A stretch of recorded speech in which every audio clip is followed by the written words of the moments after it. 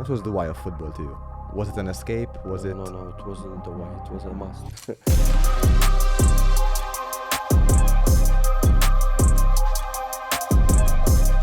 Hamrun were a very good team. In the 80s, they dominated the 80s. Valletta started building a team. Actually, we dominated the 90s. In some games, they were also fighting and trouble in the stadium. Much bigger rivalry than that.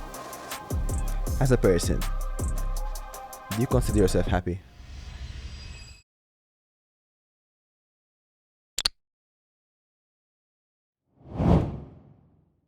Welcome back to another Champions Clinic podcast, and today we are here with someone who's made 120 caps for the Maltese national team, and in honor of his loyalty and experience, Valletta Football Club has retired the number 7. Gilbert Agius, thank you for coming. Yes. Thanks. Thank you for your invitation. How are you? After your long time in Asia, it's been a very, I think, successful 2 years. It was a mixed feeling experience. It was actually 2 seasons and a half, and Indonesia, a very far country, another continent, the different culture, different language, and but it was a very useful experience for me, from a football side, and even from a personal aspect. I grew a lot. I think I grew a lot, and I hope it will help me. It will ripple effect. I hope it will help me in the future. You mentioned a very, very valid point where you said that it helped you a lot personally and also on the football side. Why personally? What was the effect on it? You mentioned before, and I made some research that you went up alone for 2 years, no family, just you and football. What was the number one lesson you can talk about? Before I left, I never lived alone. I never cooked. I never did any chores at home. So it was a big challenge, even from a personal point of view. I knew that I was going for work. At the beginning, I was living in they call it the mess, the place where all the local players. Just to put the picture right, Indonesia is a very, very big, it's a massive country, 270 million people. Wow. So even the local players, they come from very far. And so the local players, they stay in a confined area, in like small bungalows, where there's food provided, there's the offices, and so I stayed there with the players, which was not the ideal thing. Basically one room, I had one bedroom, and a very small, it was not a kitchen because I had no appliances, just a refrigerator and a table and a shower. It was not an easy impact on me. I stayed there for the first 2.5 months until the last period of the first season finished. Then I came back home. I returned for the new season, and I stayed there for about 4 months. But I had in my contract to have an apartment or a house where I could live alone. But until all the papers were ready, until I found the right place, I stayed there. But then when I moved to my house, it was much better. And then I had to start thinking about the chores, the cooking. But from, like I said, from a personal point of view, I learned how to cook. I learned how to live alone. I used the time to improve myself, to read a lot. There are subjects that I really enjoy reading, and I'm into, like philosophy and psychology. So I grew also from a personal point of view. I had a lot of time for football. It was 24/7, literally, because the culture there, because Indonesia is a Muslim country. 95% Muslim. So 4 o'clock in the morning they wake up to pray. So sometimes I had calls 3 o'clock in the morning from the president or from some of the staff. So it was a crazy situation. It was not crazy. You have to adapt. And one thing that I really, I'm very happy with myself is the adaptation. I really adapted to the culture. Was it quick adaptation or? Um, Quite smooth. Okay. I try to learn a little bit of the language before I go. So when I was sure that I was going, the last few days, I started trying to speak Indonesian. Did you get the? Yes, yes. Okay, so you So understand in it. two years, yes, I don't understand everything. I cannot have a conversation, but I could communicate well. I could understand what they're saying. I could communicate well. You mentioned one very important point: reading and finding yourself. Obviously, you're human, so you can't just all the time football. You have to relax and take a breather. While your time living alone, do you think that you found yourself deeper in a situation where you got to know new things about yourself? Yes, definitely. Which way? When you're alone and you have to lift yourself up after a loss, after you lose a game. At the beginning, it took me 2-3 days staying in bed, not dealing with the defeat, trying to find solution. But then, by time I managed to do some, I managed to deal with the setbacks better when I was alone, I think. You're my first coach here, so you have two different experiences. Okay, you have experience of a coach and experience of a player. To every player watching this, do you believe that they should take the first step to moving abroad at this point in time? Or is it start slow and then move up step by step? It's not an easy question to answer, but if it was me, I would try to go abroad as soon as possible, as young as possible. Because I believe that going up the ranks with the youths, I think you will have more challenges, more competition, and you can really know where you stand. Sometimes I was a player. I was a young player also. Sometimes here we think that we are the best in the world. And because people compare us to the team we are playing or to the level we are playing in. But that's not the reality, unfortunately. When you have bigger competition, better level, then you might understand well what your level is. Especially when we used to play in local league, and then we go to play for the national team. The difference was massive. But if you grew up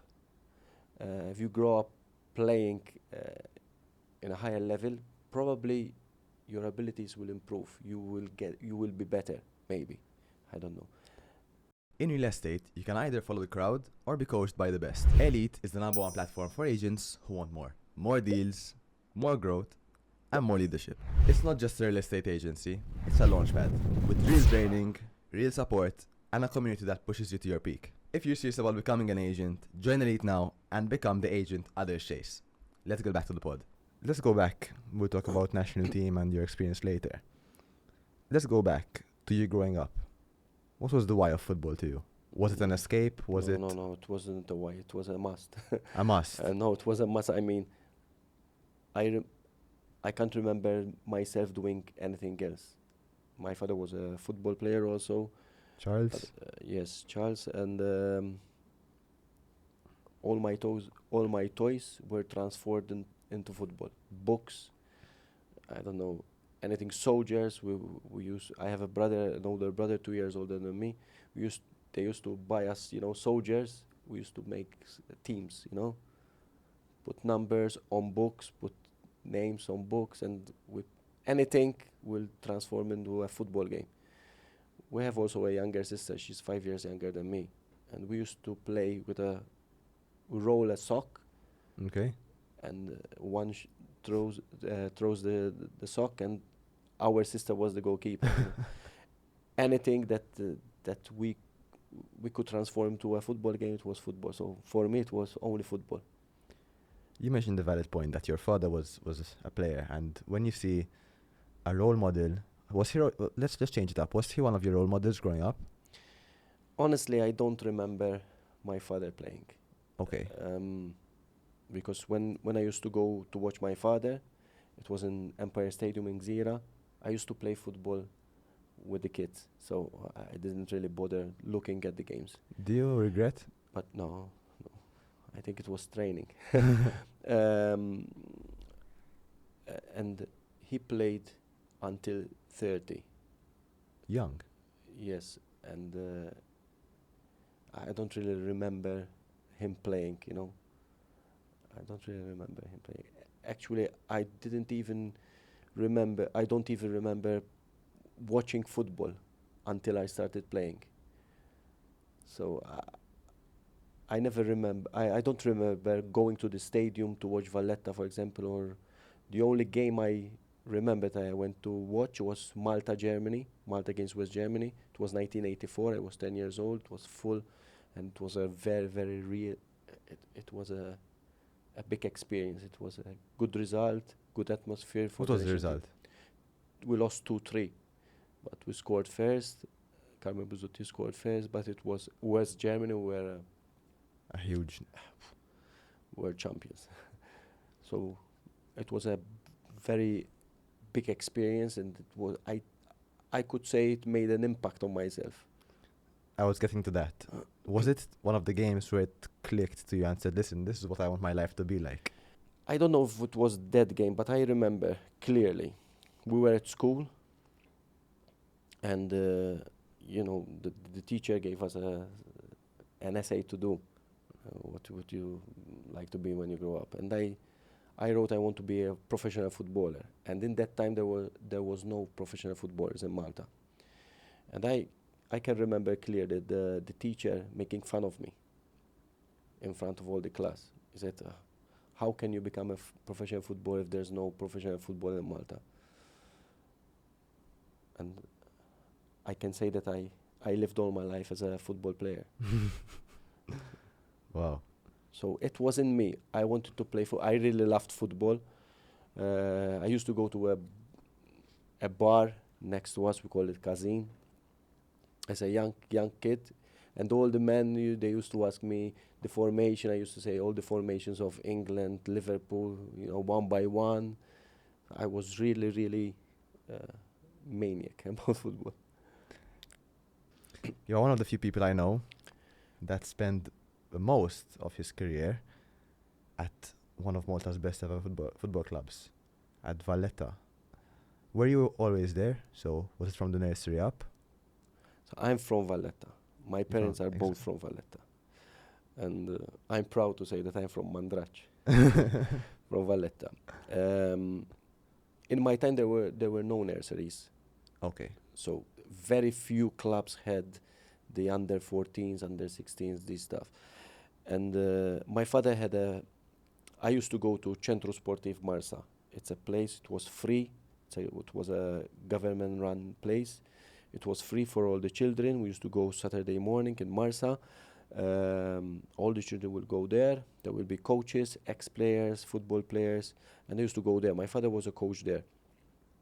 And he decided to make a football team for our neighbors, for our... Yes, the community, you can say.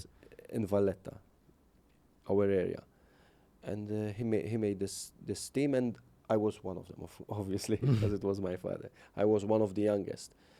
And we played 2 games in one day, one after each other. One with the team from Centro Sportivo, Marsa, and in that team there were players who made it to the national team under 21 and played in the Premier League. And soon after, we went to play with my father's. We played against AC Roma in that game. Okay. And soon after, I think he put us out to go and play with the other game with his team against De La Salle, Liverpool. I can clearly remember this. And we played. Then there was a certain Edgar Tonna. He used to take care of Stelmar Football Club. Stelmar was the team of Stella Maris school in Xera. And he asked my father, who's that young one? He said, he's my son. Can he come and join Stelmar?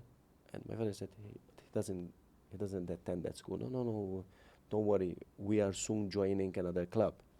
So I went to play with Stelmar. They joined Luxor St Andrews, and I went to play with them in the Gothia Cup in Sweden, 1987. I played one season with Luxor St Andrews. How old were you here, just for the 13, timeline? 13, 1987. I played one season. Actually, I had to play against Valletta, unfortunately. But the year after, the Youth FA made a rule that all the boys, they have to play within their region. So I was from Valletta. I had to play for Valletta, Floriana, blah, blah, blah. So from there started, some clubs started the nurseries, you know. Yes. So there was the founder of Valletta, Mr. John Kurmi, and he asked my father, he's from Valletta, can he come and play for that? And my father asked me, I said, okay. I don't see myself playing with other clubs, if not with Luxor. So I came back. I came to Valletta. I was, I think, 14 years. When I was 16, I played with the first team. Yes. So 1990. Yes, 1990. 1990 was your Valletta debut. Yes. You mentioned before that there was a memory in your mind where you saw Malta versus Germany. Yes. And now I'm going to ask you a similar question. Was there a memory in your mind that stuck with you in your debut? No. For Valletta? No. So it was just let's have fun? I am not one that I can remember everything. Everything. You know, because I'm 51. I was 16. But I joined the first team. They asked me to join the first team. The year before, they were champions. They were crown champions. Valletta. They lost the last match against Hamrun, and there was some problems in the stadium, and they were suspended. So the season after, I was called to join the pre-season with the first team, and it's normal. Many young players from the youth, they go and join. So it was, for me, it was an experience. I went for training with no intentions, with nothing planned in my mind. So exactly. I said I get the best out of it, and that's it. But on the first game, it was against Hamrun. And Hamrun were a very, very good team. And the coach called 16 players. 16? Because at that time it was 16. Okay. You can play from 1 to the numbers from 1 to 11, the first 11, and then 16. So I went swimming in the morning, and I went to eat, and I just went. I said, I will be on the bench watching the game. So, but when I went to the club, he put my name on the lineup. So my first official game, I started first 11. I don't remember how I played. I don't remember nothing. But from then on, I kept playing. At the beginning, some few minutes, but soon after, I started playing first 11. Were you shocked when you saw your name there? Yes. What did you feel? I don't really remember, but I can still remember that I was shocked, because playing against Hamrun, playing for Valletta on my first day with the team, and playing against Hamrun, it was a big match. It's still a big match now. Yes. At that time, 80s was a big rivalry between Valletta and Hamrun, very big rivalry, much more than Yes. now. Yes, much more than now. And playing against Hamrun on your first day, it was a What was the difference when you say it's much bigger than today? Hamrun were a very good team. In the 80s, they dominated the 80s. And Valletta started building a team, and actually we dominated the 90s then. I don't know. In some games, they were also fighting and trouble in the stadium. So, much bigger rivalry than now. So, from 1990, from that debut with Valletta, you went on to do 769 matches with Valletta on a consecutive basis. And that was probably your one club to retirement, you can say. 254 goals. The question is, what kept you loyal? It's not easy to stay with one club for... When I was 18, I went to play in Gozo. Okay. For a short, I think 3 or 4 games, because at that time, you can play as a guest player. So I was playing under 18 with Valletta, first team with Valletta, and going to play in Gozo in the same season. But I played only 3-4 games because I didn't like it. Then came back. Then 2000, 2001, I went to play. 2001, 2002, I went to Pisa in Italy for a Yes. short spell. But the rest I 6 stayed with- months, right? Yes, from the beginning of the season until January. I came back in January with Valletta. What kept me playing with Valletta? So at the beginning, in the 90s, I told you, Valletta were one of the best teams on Dominated. the island. So everyone wants to play with the best. So I was lucky enough to find very good players who helped me a lot to integrate in the team. They accepted me. It's my hometown, so I had nothing to complain about. Yes, I had some offers from other teams, but I decided to stay. I don't. At that time, I said to myself, I know where I am. I don't know where I'm going. So I always had this not fear, but I don't know. I wanted to stay in Valletta. But then there was a time when Valletta lost many players. There was like, we won the four championships in 5 years. 3, we lost 1, and we won the other one. Most of the players after the 2001 season, the famous 6 cups, 6 trophies season, they went to Sliema, an exodus from Valletta with the coach. Also, the coach went to Sliema, and they managed to win 3 leagues consecutively. So that shows you what a very, very strong team we had. Like 6 or 7 players went to Sliema, and they won the league 3 times in a row with the coach. I went to Pisa that season. When I came back to Valletta. Incidentally, my first game back, it was against Sliema. We won 1-0, and I scored the goal. But I don't know. I decided to stay in Valletta, and I don't regret it. I don't think it's a matter of I don't know. I think it's a matter of there's many different factors. One of them being financially, I believe. No. No? Financially, Was it one of your main reasons why you stayed? No. Financially,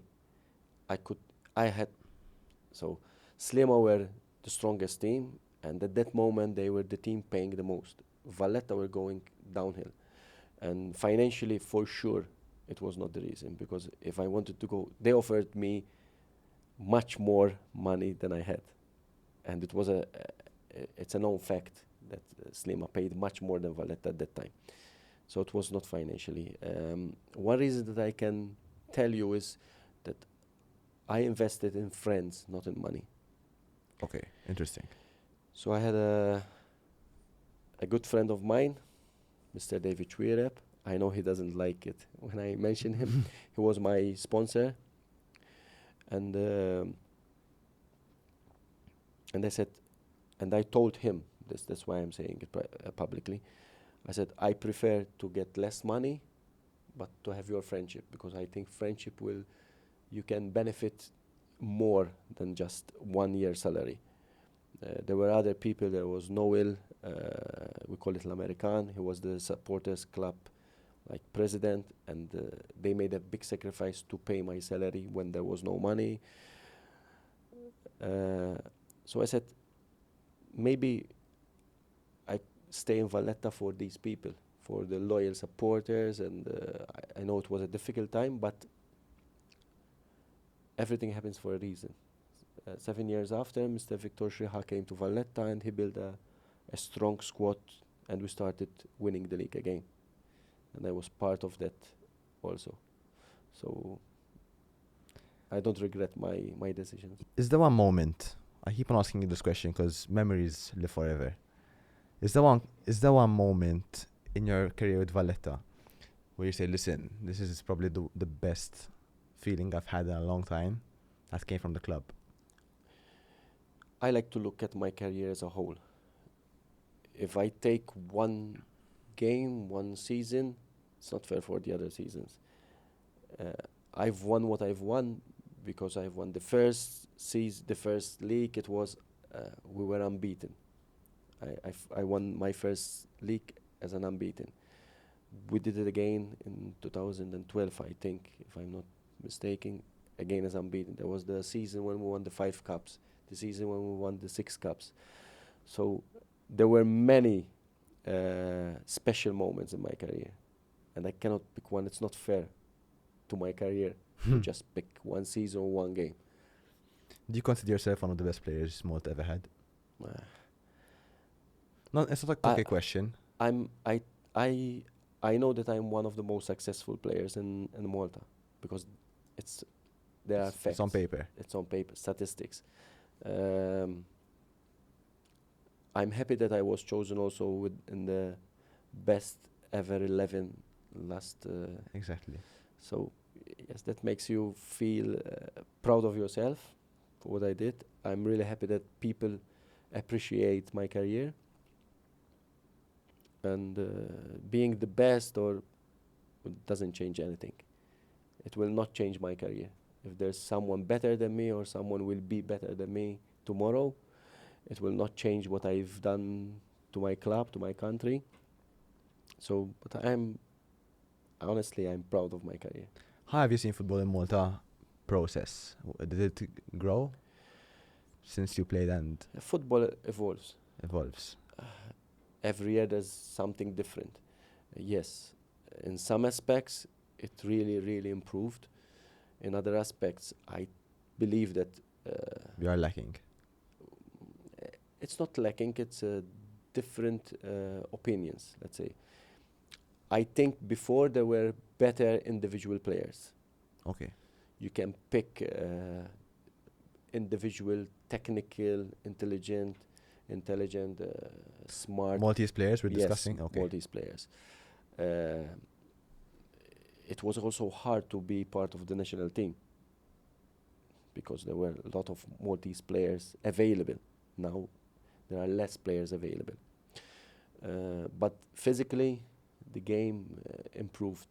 The tempo of the game improved. Tactically, the training, the sports science improved. So there's a lot. You can't say before and now. It changed. What's one factor you think could be improved? Infrastructure. Okay. Infrastructure. I believe that nowadays, infrastructure makes a big difference in football evolution. Football evolution. Nowadays, the teams need to have their own pitch where to train, their own facilities, their own gym, their own recovery area. I think because now even with sports science you have GPSs and all this stuff, but then you don't have a place where to train. You need to go from one place to the other. I think another thing which we need to improve is to have 11-a-side pitches for the Premier teams to train in. But that comes from the investment from the club, no? I don't know. I cannot say. In Malta, it's not easy to find area to build an 11-a-side pitch. But if you build a 9-a-side pitch, why don't you try to, deal a little bit more to make it 11-a-side? I don't agree with clubs training on smaller pitches because then you're going to play on a different pitch. I believe as a coach in distances and in the right space, in the right areas of the pitch. So it's not easy. It's not easy for Maltese football, for all the teams, to train in smaller pitches and then go and play in actual 11-a-side pitches. And do you think synthetically it makes sense? It doesn't make a big difference if it's synthetic, artificial or hybrid or natural grass. If it's natural grass, it's ideal, but probably it's more expensive to maintain it. But if you have an 11-a-side good artificial pitch, I think it's enough to build your ideas within the team. And do you agree that there's a statement going on that next year they're increasing the foreigners? Now, as a coach, I want to ask. As a player, it's irrelevant. But as a coach, what do you think about the situation? Honestly, I have no idea. No opinion about it. I didn't think about it.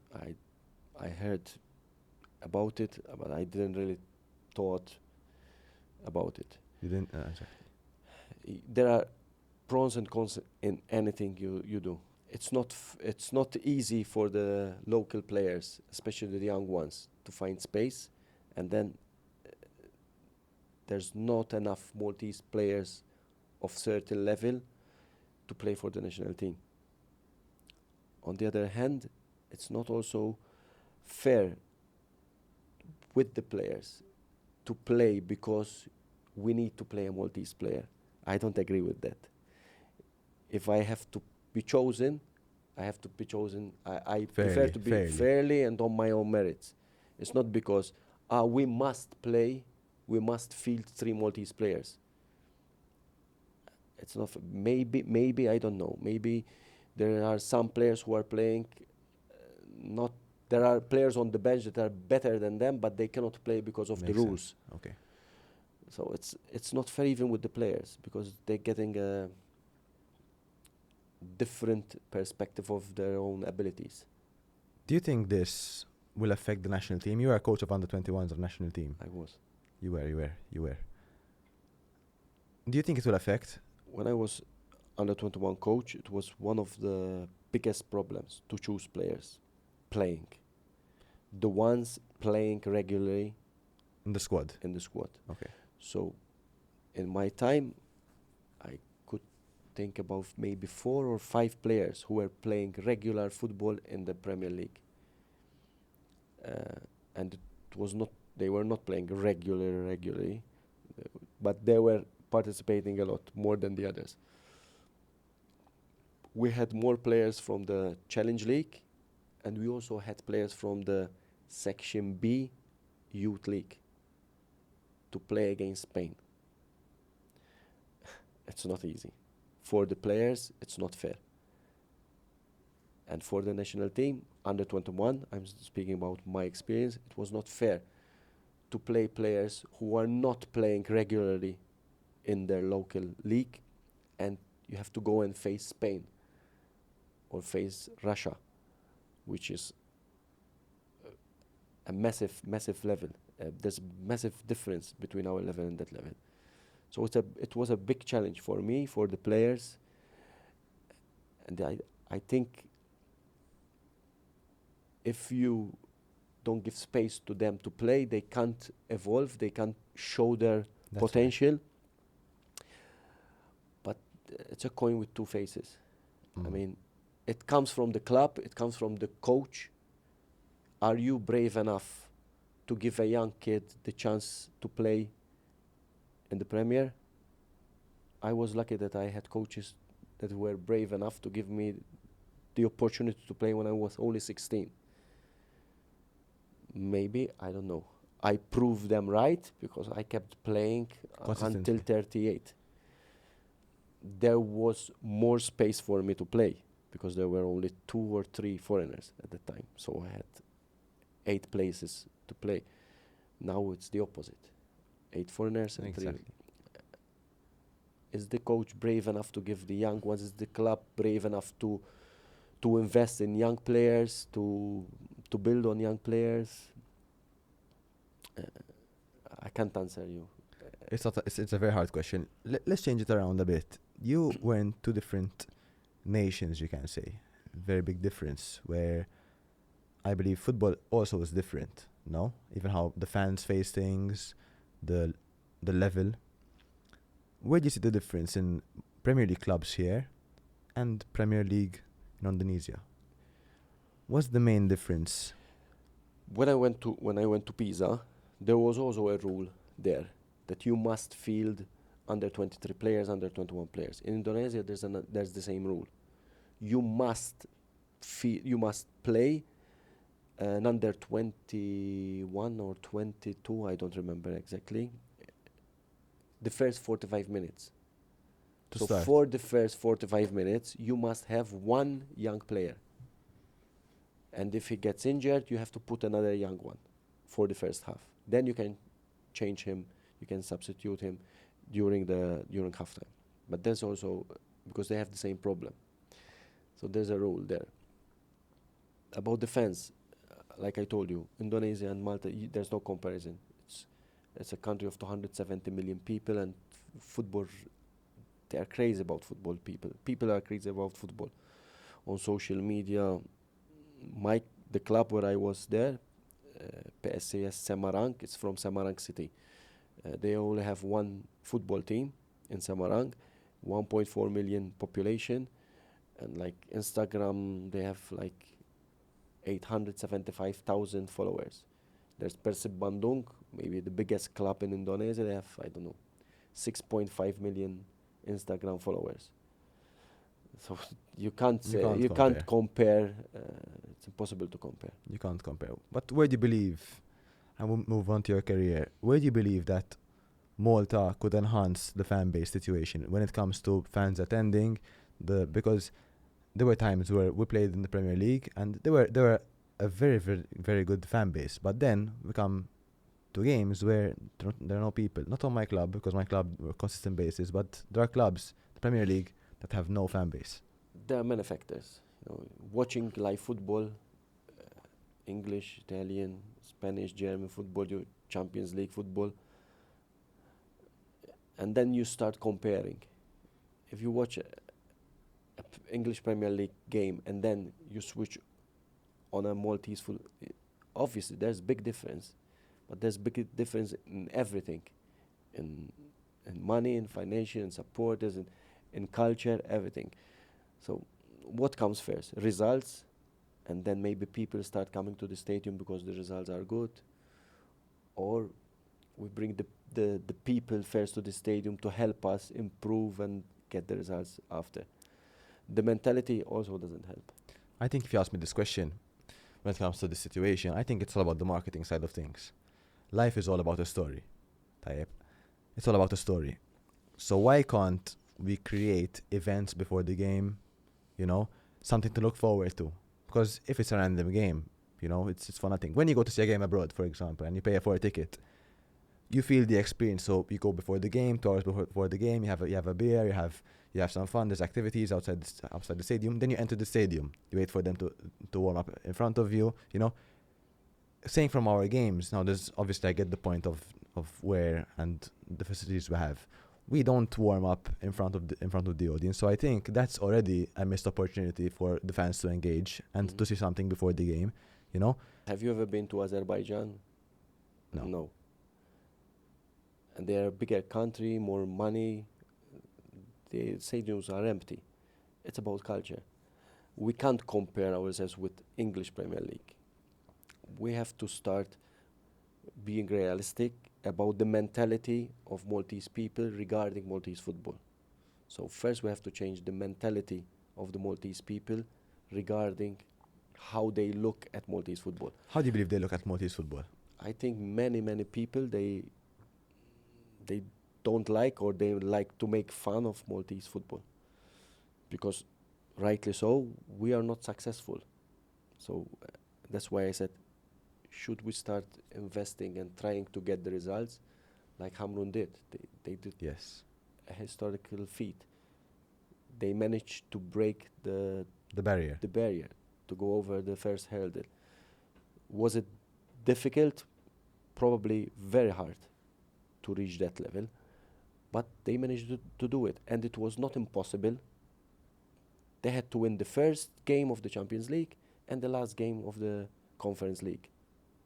So which is not something impossible to do.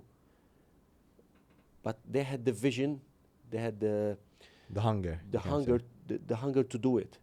Not just because sometimes the clubs, let's make it to Europe and then we'll see what happens. They wanted to go the extra mile. And that's where they won. And maybe now it's an eye-opener for the other clubs. Maybe, probably, I don't know, maybe other clubs can do this.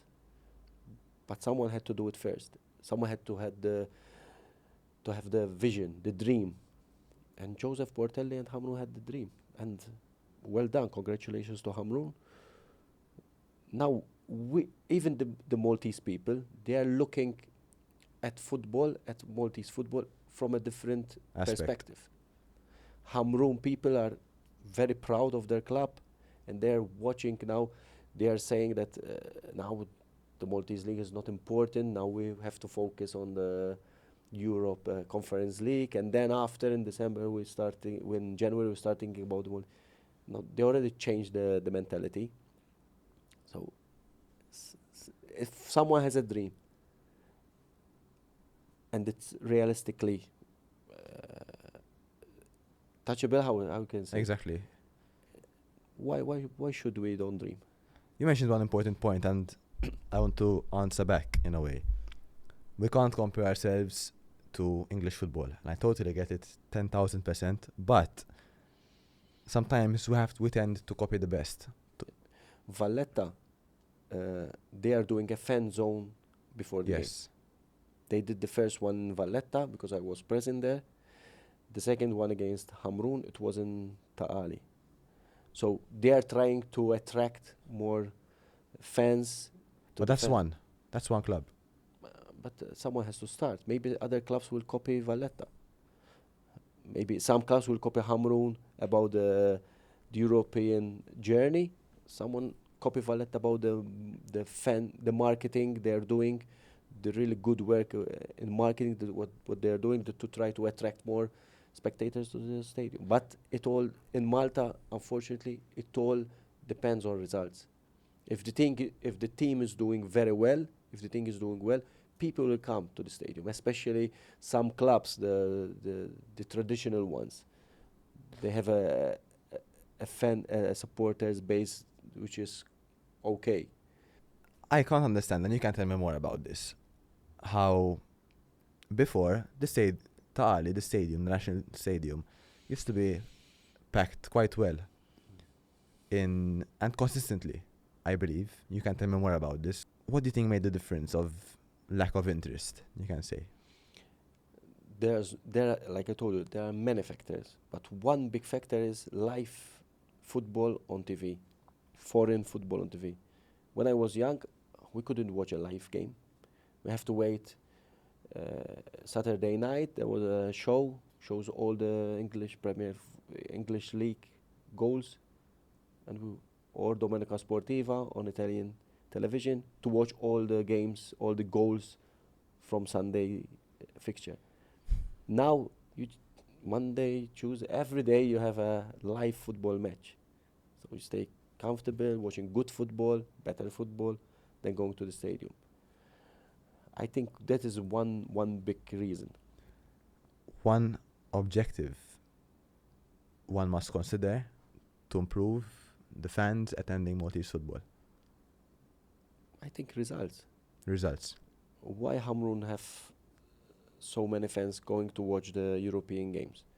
They participated before in European games, but there was not this interest because there was an objective.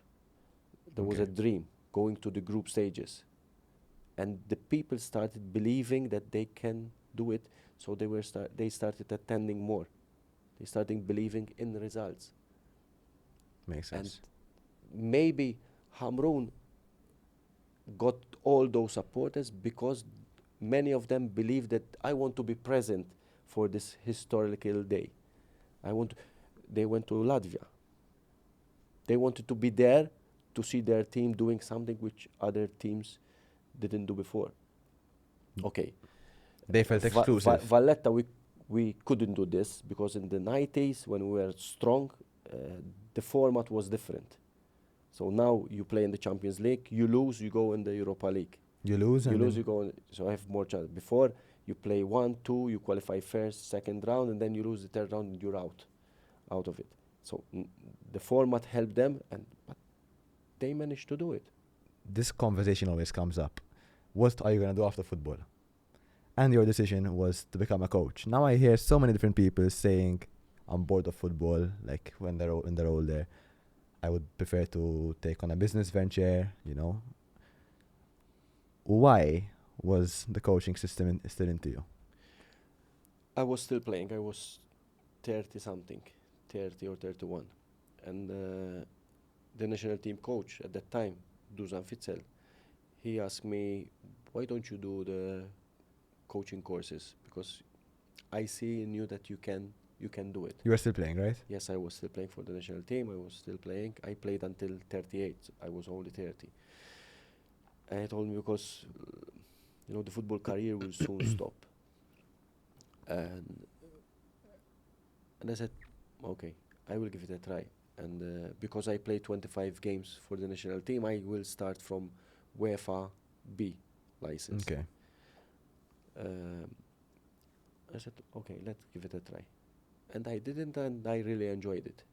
And then from then, I said, okay, I do the next one, and I did the UEFA A, which was at that time the highest qualification in Malta. I was 33 when I got the A license, and I kept playing. There were some times which I was more qualified than my actual coach in the team. And after I did the coaching license, I got more interested into football, into training. I was understanding more the training. I was doing extra training. I was, curious about some things, and I think it's the only thing I can do. It's the only thing that I know about football. So I have no other hobbies and no other labor skills, nothing. So, but I really enjoy it. I really enjoy coaching and reading about football, talking about football. And while I was playing, I had the license, but I didn't use it. So, but I went when I was 33. I went to Sweden for a trial with a football club. Which was the football club? Would you like to The mention? team was Ian Shopping. The name was Ian Shopping. It was the second tier, and in that club there was Jesper Blomqvist. Jesper Blomqvist played for Milan, Manchester United, Parma, Sweden national team. He's my age, 1974. And he asked me, why you already have the UEFA A license? I said, I did it because the coach asked me to do it, and I enjoyed it, and I did the next one. And he was like surprised because he also already had the license, but he was on the verge of stopping because he had many knee problems. He said, but you're still playing, you want to play more? Why? I said, that's the only thing I want to do, and I hope that I continue in football in one way or another, because that's what I like, that's what I love to do. And there was no other choice. It was natural. Naturally, it was a natural step for me. How was the transition like from a mind of a player to then having a mind of a coach? For me, it was hard. In the early days, I was assistant coach with Valletta. I was thinking with a footballer's mind, with a player's mind, and it was not good. What do you mean? I used to compare myself, the players, with my abilities. I used to mention what I do if I am in the situation, what I did in the situation, and it was not good. The players that they don't care about what you did.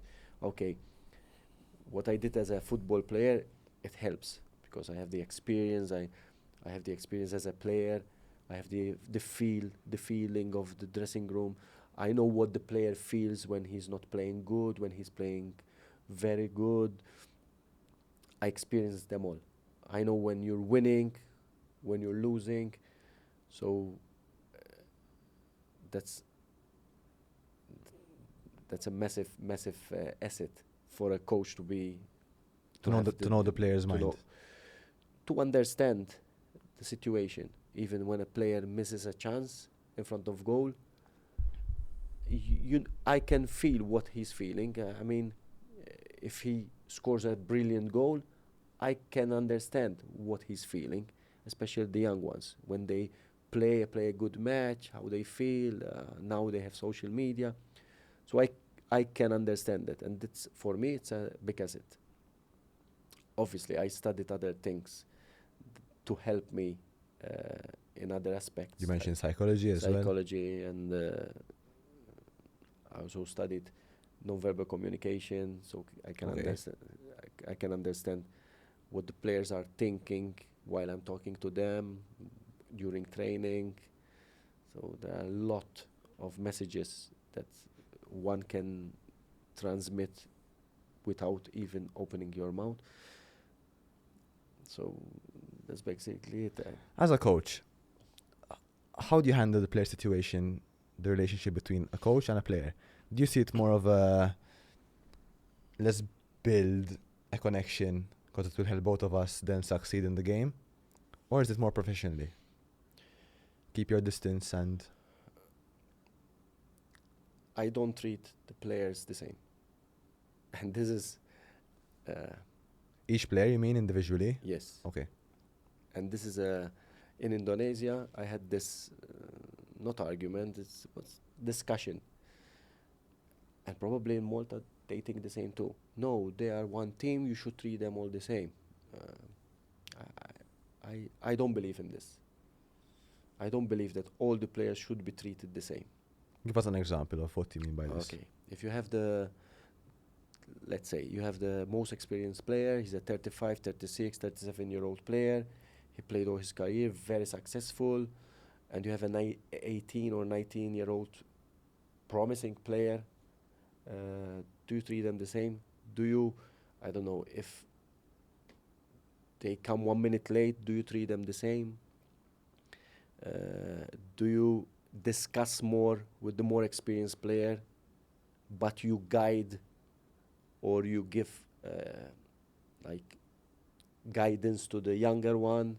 I ask you, I want to Yes. ask you a question. Do you think the clubs treat all the players the same? Not really. No.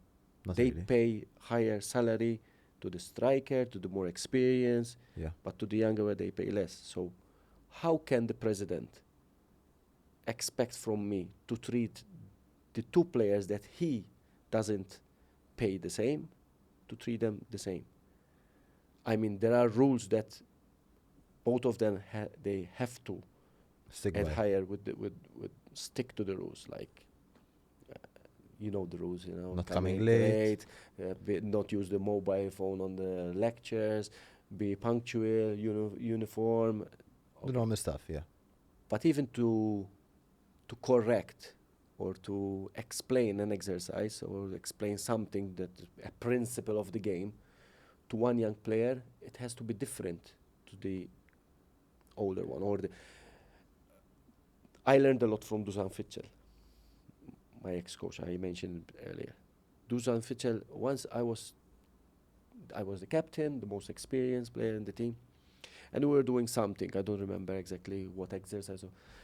And he said, blah, blah, blah. And I said, but coach, it's logical that we have to do this. I mean, as a player. And he told me, come, I want to speak to you after training. I said, okay. After training, he told me, what's ABC for you, it doesn't mean it's ABC for the other players. What you understand about football doesn't mean that the other players understand the same. And I worked at schools also with young children. Children or people learn in different ways. Maybe someone wants to visualize, want to see it. Someone just, you tell him and he can understand it. Someone has to do it to understand it. So if you're doing a basic passing exercise, you have to show it, you have to explain it, you have to make them visualize it, because the players are different. One can see you doing it and he understands. One can hear you explaining it and he understands. But the other one has to do it. And maybe the first time, the second time will do it wrongly, and then he will understand it.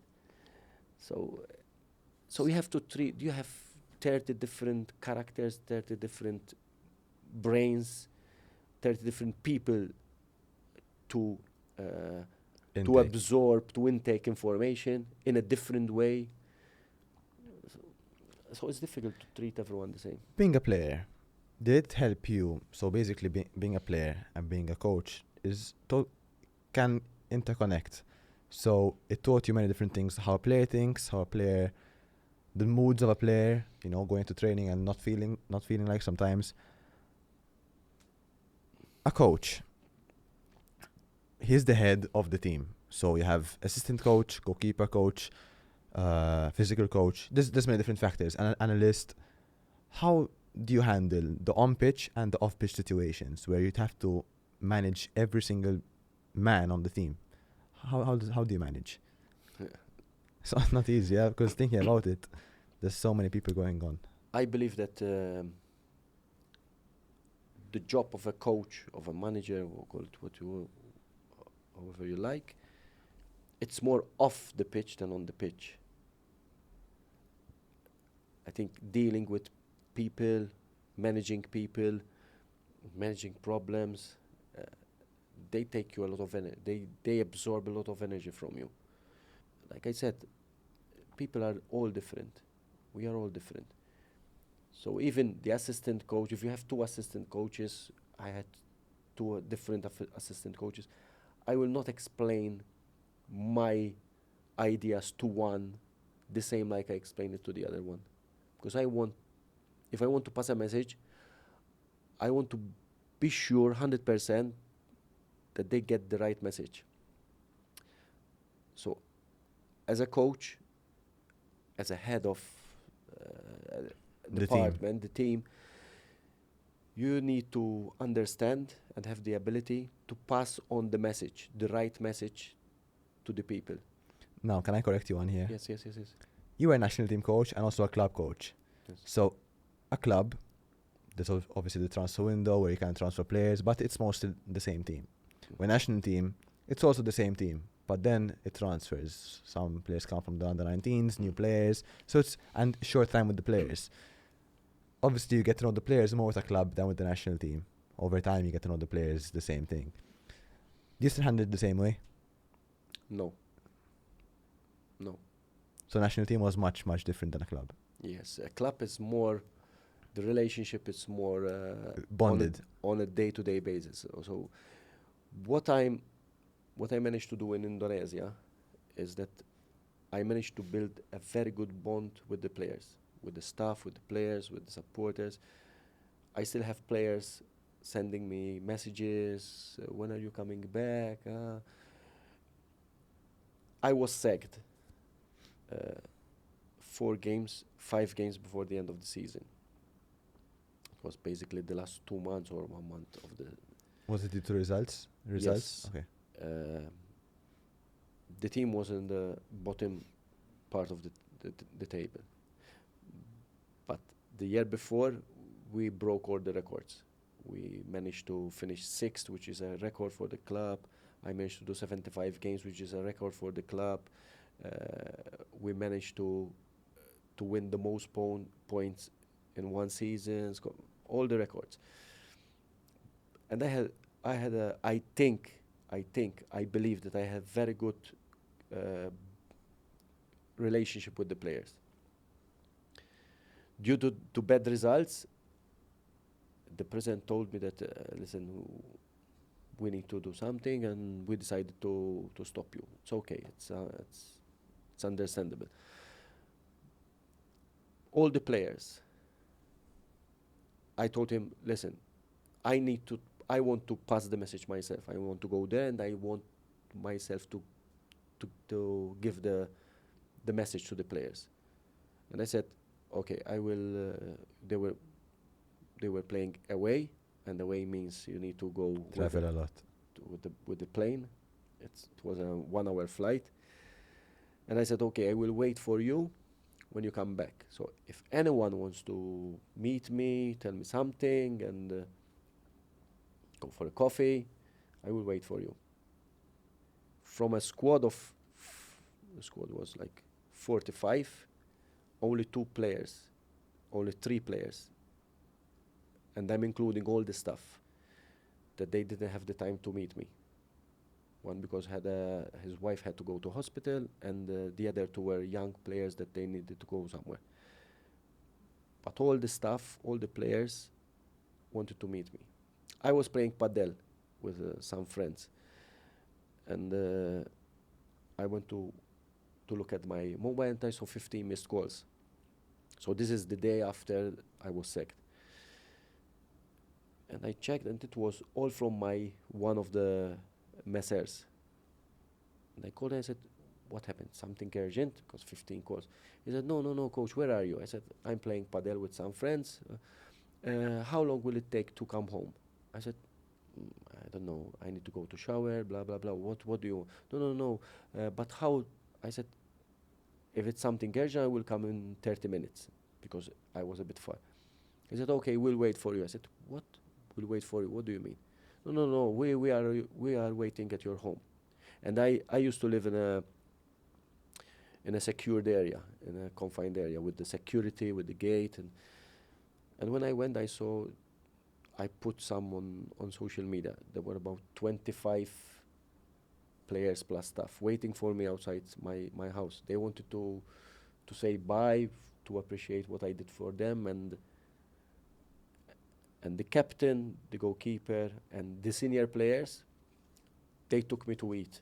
They took me out for dinner, and they came with their families, with their wives and children. And obviously, some of their wives I've never met. I've never met them. And there was one woman, one wife, the wife of one of the goalkeepers. I've never met her before. I didn't know her. I knew that they had they were going to have a baby, that they had some problems, and I helped the goalkeeper to go to hospital, to miss training, to save the baby. And they all gave me some presents, and she gave me a letter, and she told me, just read it when you're alone. And on the letter, she wrote me that I changed her husband's way of looking at football, because at this club, we're not paid for about 5 months. And she told me that he used to wake up ready to come for training just to meet you and be in your presence, and that, for me, that's a big win. We didn't win on the pitch, but we won the people's heart. And that was what I tried to do. I tried the players to have a good relationship with them, to help them outside football if possible, to make them feel humans first. And I believe that the more you give them, the more they give you back. I used to give them 2-3 days, which is not common in Indonesia, to give 2 days off. When we play abroad, when you come back, I used to give them 2 to 3 days off, because I know that if they want to go home, they need 6, 7, 8 hours to go home. So I said, they go home, they come back in the morning. It doesn't make sense. And in the beginning, the president called me, how can you give them 3 days off and we're playing in 6 days? You're giving them 50% of the time to prepare free. I said, yes, it's true. Scientifically, it's 50% of the time I'm giving them free to go and meet their families, to meet their parents, their children, their friends, to come back fresh to fight for me. And I think it worked there. They respected me for what I did, I don't know, on the pitch or outside the pitch, I don't know. I think you answered my question that I was going to ask here. Do you focus on fighting for championships or building people? Building people. Building people. But it doesn't work in football. In what way? Because people judge you on results. I used to get this example for them. The team I was in was a bottom half team. Okay. It is a big team, a historical team, but they always played in the bottom half of the table. And we managed to do like 2/3 of the season, the second position. We played good football, they played, not me. They played good football, there was enthusiasm, the supporters started coming to the stadium. At home we were unbeatable. We played different football when we played home to away. My achievement was that I saw some players that they improved, and the year after they were bought or they were loaned or they sent to bigger clubs and got better salaries. So that was my achievement.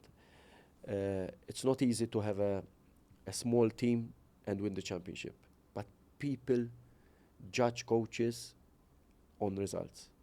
For me, improving players, improve a player by 10%, by 5%, for me it's a win. Technically or as a person? Both. Both. Both. Obviously, I want to improve technically, tactically on the pitch. But one leads to another. Probably. I saw in my career, I'm going to speak as a player and then you're going to elaborate, that when I had a coach that I saw as a friend, but someone who you can trust and want to fight for, I think the results came on their own, I believe. If you give something to someone, especially respect, I believe they respect you back. I saw that working in Indonesia. I saw players, they were average players who could fight, die on the pitch for me. And doing that, they improved their level. They didn't become superstars, but they played with confidence, because I think I believe that making mistakes in a football game is part of the process. Building up from the back, make a mistake, concede a goal, it's part of the process. This is how I look at football. So if a player makes a mistake, doesn't matter. Well, he will learn from that mistake. He will know how he feels doing that mistake. He will understand when he has to play one touch or keep the ball, in which areas. If he does a mistake in that area, probably he will understand that he can't do the same mistake again. He has to play one touch. So I encourage players to make mistakes, especially in training.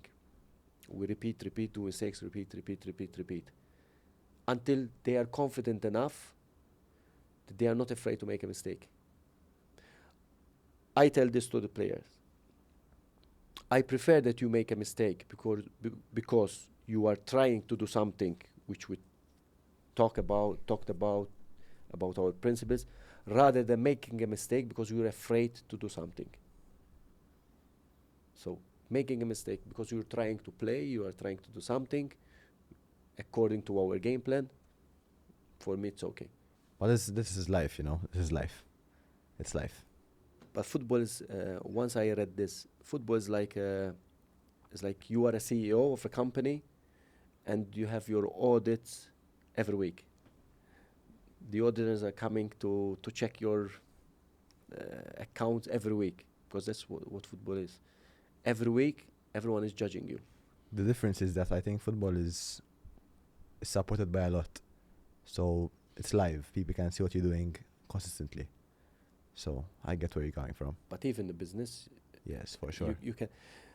Maybe something that I can say about football is that you are being judged by people who are passionate about the team, about the game, Makes sense. not qualified. So Makes imagine sense. you're a heart surgeon and people are criticizing you about something that you're doing during a surgery. Makes sense. Good point. Very good point. Let's go on to the quick fire questions. Yes. I mentioned before what they are, and now it's a bit rapid. So let's go. Number 1. What's the biggest lie you ever told as a coach?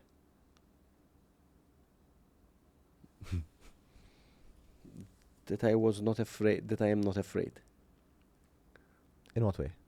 When I used to play, and this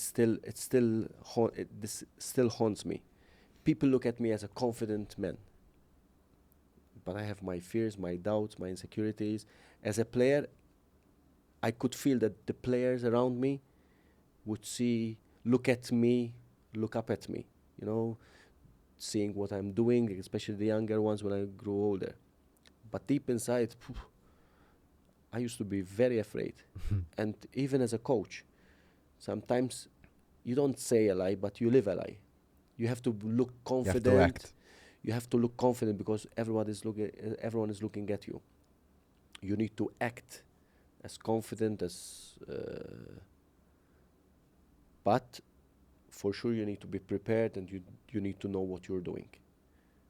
But deep inside, you have your doubts, your fears. One teammate you'd never want to share a room with again. I was lucky. I always had good roommates. Was the one that... Okay, let's change it around. Was the one that you would love to have again? I had a very good relationship with Ivan Woods. Okay. I had a very good relationship with Ivan Woods. We used to stay together with the national team, and I think we were both comfortable with each other. Was it humor? Was it more No, serious note? I see in him he's a very smart guy, and my motto is I want to learn every day. So He was one of your... he was I think he's a gentleman. He's a good father, good husband. He's a good example, and I wanted to stay with him to learn from him, even educationally. He's a very smart guy. Coach too, yeah. So He's a good coach, but at that time we were all yeah, players. Maybe I like him. This could be a good one. Did you ever nearly sign for a rival club and regret not doing it? No, never. No regrets. Did you ever have a rivalry club offer you? Yes. Can you mention one? Yes, Birkirkara once called me. They lost Joe Brincat to Floriana, and at that moment Valletta were not a we were not challengers, and delayed Mr. Victor Zammit called me, and I went to his factory to. I knew what he wanted from me, and he asked me, "We are losing Joe Brincat, and we want someone that could replace him." And for us, you are the one. But we only met once because It was not your intention. we made it clear that I made it clear that it would be very impossible. Hard to get situation. At that moment, yes. Yeah. But I don't regret staying with Valletta. What's one wildest thing a fan ever did to get your attention? There are some fans ask me for my autograph, and they put a tattoo on my autograph as a tattoo. It happened? Yes, not one, more than one. No way. Yes. They asked me to Sign on? to sign on a paper, and sometime after they told me, "Look, this is your signature." That's it. I know that there are others who have my picture, as a tattoo. Yes. Yes, not one. And the last league, the last championship, it was the 25th championship. I was interim coach. I took over from the late Danilo Doncic, and I know that there are a group of fans that they put GA7 #25 as a tattoo. Oh, you shocked me, yeah? You shocked me. Last but not least, question number 5. Which match still haunts you? Okay. When I was 18, I played I told you earlier, I played in Gozo, like 3-4 games. I played all we call them minors, the youth league. Yeah, the youth league. All the youth league, and all the season with the first team. With the first team, we won the championship. We played until the final of the FA Trophy. We drew, and we had a replay, so it was an extra match. The minors, we won the championship also. We played the knockout, and we managed to get to the final. We drew the final also, and we had a replay. So it was a very, very long season. During the replay of the last game of the season with the minors, I got injured. I had an injury on my knee, and I had to go out, and it left me out. I think it was about 6 months I couldn't play, and then it kept giving me problems for around 1.5 years. So it was the last game of a very long season, very successful season, because we won nearly everything. But unfortunately, I couldn't finish the game, and because of that game, I had nearly 1 year out of the. You won, lost. That game, yes, they won because I got out. I went out. But you were part of we the won squad still. 1-0, yes. Okay. Let's move on to the journal, the famous journal, where our latest guest left you a question. It was Dr. Robert Abela, the Prime Minister of Malta, and he left you a question. It was a mysterious guest, so he didn't know you were coming. So I'm sure if he knew you were coming, he would have asked you a football-related question. I'm sure about it. He was a goalkeeper. Goalkeeper, yes, was Sliema. Sliema, national team. Hibernians as well. So, the question is, what's one thing you could contribute for Malta to keep progressing? Good question. Helping young footballers to achieve their dreams. How? How? Exactly. That's the how. How is to give good examples, to be a good leader, and to help them in anything possible to nurture them to be successful. Does this go by courses, by lessons? I think football education has grown a lot in Malta. So yes, I think with good education, discipline, if I could contribute more to help keep our Maltese language alive. Okay. Yeah, that's we discussed it last episode with Dr. Robert Abel, and it was very difficult for me to to speak in English, not because first of all because I'm not really confident because it's not. You spoke very well. Yes, but I'm not very comfortable to express myself in English. But I think that's the only thing that we have, the only thing that it's left for us. I mentioned to Prime Minister. It's our language, and I think we have to contribute so our children and the generations after us at least will keep this language very alive. beautiful language alive. As I said, I was discussing it with the Prime Minister, and we discussed that we are so lucky that we're such a tiny island, and there are countries like Brazil, Argentina that use other countries' languages. So we have our own language, and we should be super lucky. And as I said before, and I say it again, I use English to hit mass audiences, so different audiences, people, so everyone can understand. You know, that's why I speak in English on this podcast. That's the only reason why. Like we spoke before, I prefer to speak in Maltese, but I understand also your intention to, because even in Malta we have 25% of the people who are not Maltese. So as it is now, yes. As it is now, yes. But the government is putting very big potential into growing the I think we should emphasize with our children at least to speak Maltese at home and English obviously wherever they want, because English is very, very important. At least to keep the culture, the language alive. Very good point. Before we close it off, can you please? Right. Something from my career that's left yeah, that's as a footballer. It's a long time, and may I ask? Yes, Thank you so much. it's used. Any games played with these? Definitely. I don't remember which ones, but it's one of the latest. So okay. The last few games. The last 2 seasons, I won 2 championships. So for sure, with that we won championship. Super. It's an honor to have these. So, thank you so much. Can I shake your hand? Yes. Thank you. Super gift. Thank you so much. I love this part because I get presents all the time. So, thank you so much. Last question. As a person, do you consider yourself happy? Deep inside. Good question. Good question. I prefer to live in peace than live happily. Okay. If you asked that to me, I would have said the same thing. So you took it from my mouth.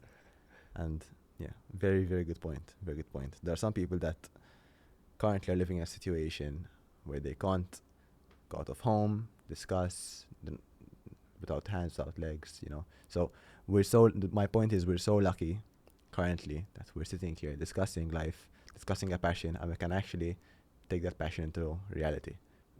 I consider myself lucky and grateful for my career, and that, like you said, that at the moment I am healthy, as far as I know. Any last words to the camera? Follow. Yes, very important. Thank you for mentioning it. Kindly follow our social media. You can check out our new website, www.teamchampionsconnect.com. You will have your own segment. You can go check that out as well. Subscribe, leave a comment, and like the video if you liked this episode. And as always, Champions Connect out. Thank you. Thank you. Thank you so much.